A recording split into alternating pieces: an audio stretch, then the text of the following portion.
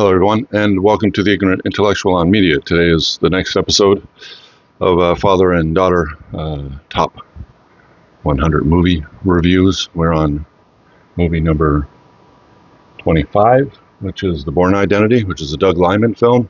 Directed by Doug Liman, came out in 2003, and it stars Matt Damon, which is a bit of a... this is the first real action film that you saw Matt Damon in, if I remember correctly. I don't remember him in any other film that was so action-oriented as this one. Basically, it's a mystery action film where Matt Damon plays like a spy, assassin, yeah. But the beginning of the movie ends up, he's in the ocean, picked up by a fishing boat from, I think, Italy.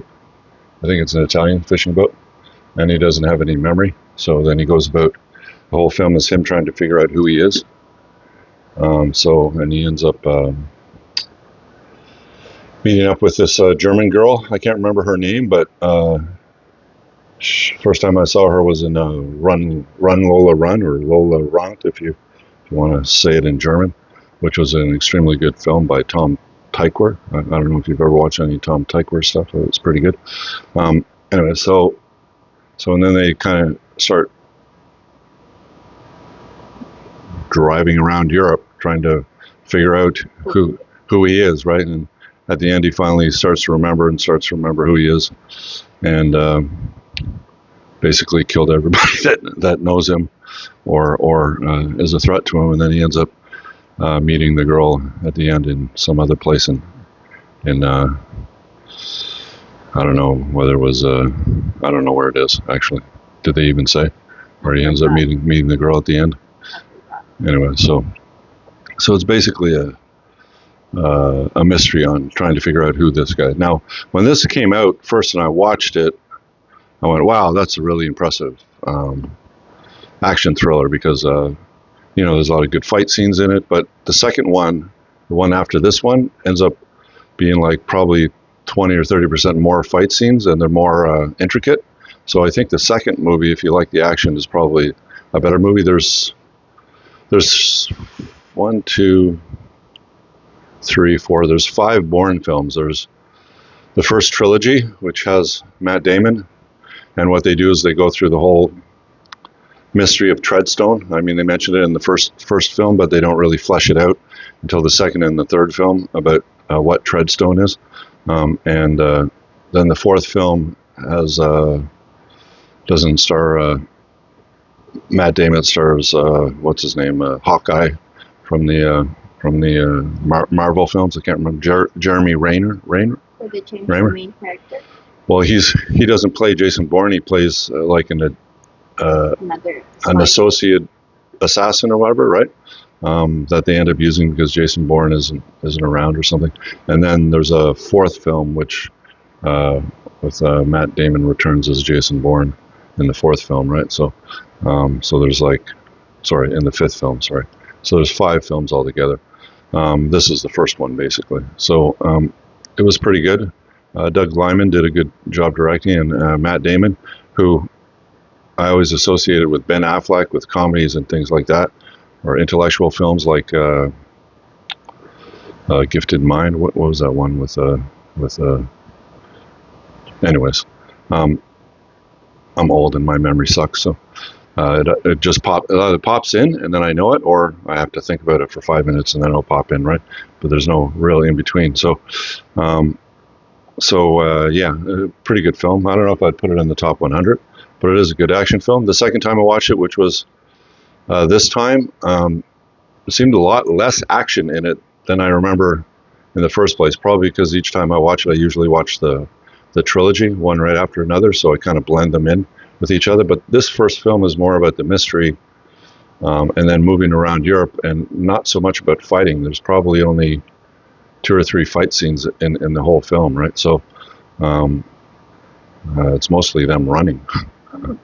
Driving, yeah. So there is some cool chase scenes when they're in their little Austin Mini, But overall, it was a good film. I don't know if I'd put it in the top 100 of action films, but yeah, not bad.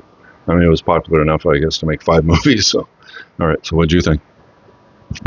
I like movies that make me think, but this movie I kind of got it figured out within like the first 10 minutes. Because I mean, this guy is just randomly lost his mind, speaks different languages, has crazy self-defense skills and fighting skills. So I kind of like figured out that he was an assassin. And then they bring in this black guy talking about, oh, I got assassinated, or assassination attempt. So I just kind of put two and two together. So, well, that's basically the whole plot of the movie, except for the fact that he's trying to figure out who he is. But I kind of just figured it out, so I got bored because like I knew how it's gonna end. He's gonna find out who he is. Surprise, surprise. But I mean, it's still pretty good. You know, the girl, I forgot her name too. She was too trusting because this man gives you thousands of dollars to drive him somewhere, and you don't think he's a serial killer.